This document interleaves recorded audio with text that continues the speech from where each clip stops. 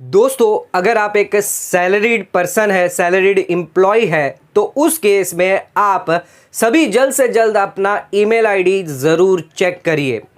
Income tax department द्वारा एक alert intimation mail भेजा जा रहा है सभी सैलरी इंडिविजुअल को। अब इस मेल के रिगार्डिंग क्या क्या इनकम टैक्स डिपार्टमेंट आपको कहना चाहता है और इस मेल का कैसे जवाब आपको देना है, क्या ये कोई नोटिस है? आपने जो अपनी इनकम टैक्स रिटर्न फाइल करी थी फाइनेंशियल ईयर 22-23 यानी असेसमेंट ईयर 23-24 की, उसके लिए इंटीमेशन जो है इनकम टैक्स डिपार्टमेंट द्वारा अब भेजा जा रहा है।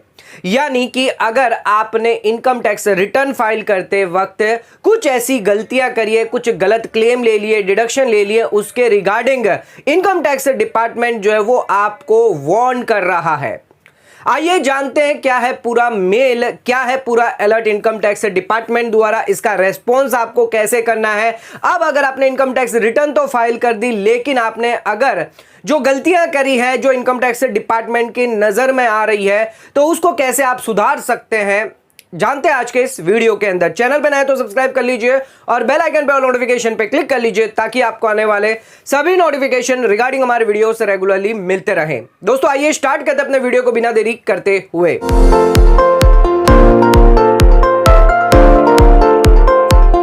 तो दोस्तों आइए स्टार्ट करते अपने वीडियो को और बात करते हैं इनकम टैक्स डिपार्टमेंट द्वारा भेजा गया उस मेल के बारे में। तो अगर आप एक सैलरीड इंडिविजुअल है तो आपके पास इनकम टैक्स डिपार्टमेंट द्वारा मेल आ रहा होगा। इस मेल के अंदर इनकम टैक्स डिपार्टमेंट आपको इंटीमेशन भेजा है, यह कोई नोटिस नहीं है। तो दोस्तों यह ध्यान रखिएगा, जो भी मेल इनकम टैक्स डिपार्टमेंट द्वारा भेजा जा रहा है वो कोई नोटिस नहीं है, वो सिर्फ एक इंटीमेशन है।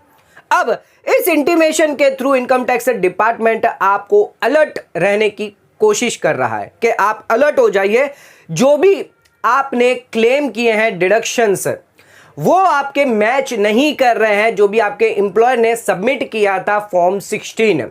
तो आपका जो फॉर्म 16 है और जो इनकम टैक्स रिटर्न के अंदर जो भी डिडक्शन आपने लिए हैं वो मैच नहीं कर रहे हैं। आपने अपनी इनकम टैक्स रिटर्न फाइल करी थी फाइनेंशियल ईयर 22-23 यानी असेसमेंट ईयर 23-24 की, और इस इनकम टैक्स रिटर्न के अंदर आपने जो डिडक्शन है वो कुछ ज्यादा क्लेम कर लिए चैप्टर 6A के।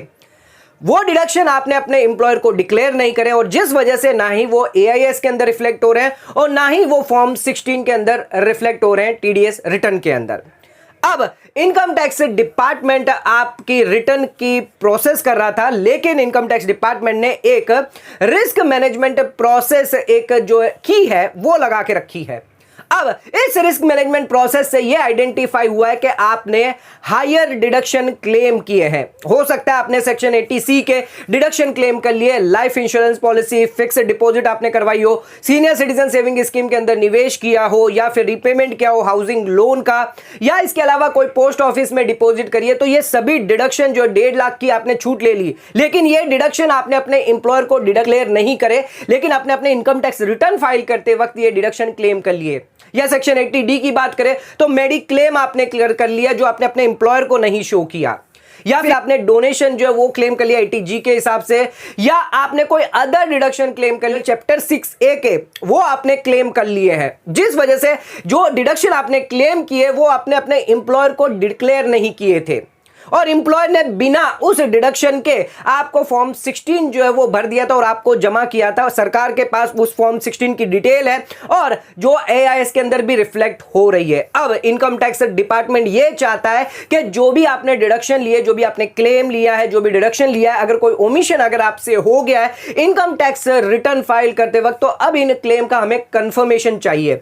इनकम टैक्स डिपार्टमेंट द्वारा यह मेल इसलिए भेजा जा रहा है ताकि आपको जो है एक बार और मौका दिया जाए कि आपने अगर कोई गलत क्लेम ले लिया है तो उसको आप सुधार सकते हैं, क्योंकि एक बार रिटर्न जो प्रोसेस हो गया उसके बाद आप उसको सुधार नहीं पाएंगे और इनकम टैक्स डिपार्टमेंट द्वारा आपको नोटिस भी आ सकती है। तो दोस्तों ध्यान रखिएगा, इनकम टैक्स डिपार्टमेंट द्वारा यह कंफर्मेशन मेल भेजा जा रहा है, अलर्ट भेजा जा रहा है, जिसके थ्रू आपको जो है अब यह ध्यान रखना है कि जो भी डिडक्शन आपने क्लेम किए हैं, चाहे सेक्शन 80C को 80D के हो, इनके प्रूफ अगर आपके पास है और अगर आपने गलत क्लेम नहीं लिया है तो उस केस में अब इसका रिस्पॉन्स भी आपको करना होगा। आपको एक बार AIS से चेक कर लेना है कि AIS से ये सभी क्लेम आपके मैच हो रहे हैं या नहीं हो रहे हैं। तो इसका रिस्पॉन्स हम कैसे देंगे उसको भी जानेंगे। तो ध्यान रखिएगा, अगर आप एक सैलरीड पर्सन हैं और अगर आपके पास ऐसा मेल आया है तो इसको इग्नोर मत करें, जल्द से जल्द उस मेल को जरूर पढ़ें और उस मेल के बारे में जानें कि उस मेल में आपको क्या कहा गया है। जो इंटीमेशन इनकम टैक्स डिपार्टमेंट द्वारा सभी टैक्स पेयर को भेजा जा रहा है जिन लोगों ने एक्सेस डिडक्शन क्लेम कर लिए, जो उनके फॉर्म 16 के अंदर नहीं आ रहा लेकिन इनकम टैक्स रिटर्न फाइल करते वक्त उन्होंने क्लेम कर लिए थे। अगर वो इनकरेक्ट क्लेम है तो जल्द से जल्द आप सुधार सकते हैं। एक और मौका इनकम टैक्स डिपार्टमेंट द्वारा दिया जा रहा है, लेकिन एक बार अगर आपकी ITR प्रोसेस हो गई उसके बाद उसको क्लेम को आप सुधार नहीं पाएंगे। तो ध्यान रखिएगा, इनकम टैक्स डिपार्टमेंट द्वारा जो मेल भेजा जा रहा है उसको इग्नोर ना करें।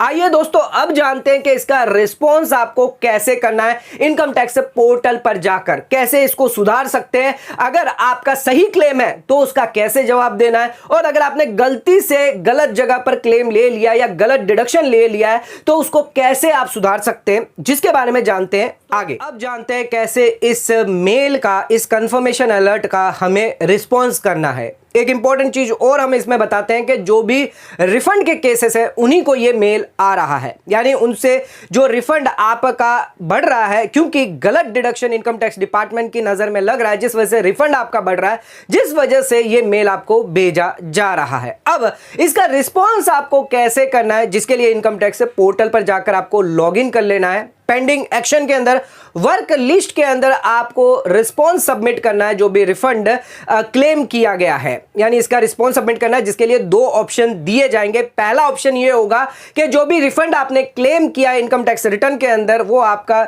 सही है, ट्रू है, करेक्ट है, तो उसको सिलेक्ट कर लीजिए। अगर आपको लगता है जो भी डिडक्शंस आपने क्लेम किए थे वो जेन्युइन है लेकिन वो अपने एम्प्लॉयर को आपने डिक्लेयर नहीं किए थे, जिस वजह से फॉर्म 16 के अंदर वो रिफ्लेक्ट नहीं हो रहे, लेकिन इनकम टैक्स रिटर्न में जो आपने डिक्लेयर करे हैं वो सही है, तो आप फर्स्ट पॉइंट को चूज कर सकते हैं। जो सेकंड ऑप्शन इसमें दिया गया है वो आप अपनी इनकम टैक्स को रिवाइज कर सकते हैं अगर आपका डिडक्शन जो है वो गलत है। अगर आपने जो डिडक्शन ले लिए 80C 80D के वो गलत है या उसके रिगार्डिंग कोई प्रूफ आपके पास नहीं है तो उसको आप रिवाइज कर सकते हैं, रिटर्न को, उन डिडक्शन को हटा सकते हैं और जो एक्चुअल रिफंड बन के निकल के आएगा वो आप क्लेम कर सकते हैं, जिसके लिए ऑप्शन सेकंड आपको चूज करना है। तो इनकम टैक्स डिपार्टमेंट ने ये दो तरीके दिए हैं जिससे आप अपनी इनकम टैक्स रिटर्न को जो है वो सही कर सकते हैं। अगर आपका जेन्युइन है क्लेम तो आप करेक्ट फर्स्ट पे ऑप्शन पे चूज कर लीजिए, लेकिन जेन्युइन नहीं लग रहा, आपको खुद को भी नहीं लग रहा या आपने गलती से ले लिया या किसी ने गलत तरीके से ले लिया रिफंड, तो उस केस में भी वो सुधार सकता है अभी भी।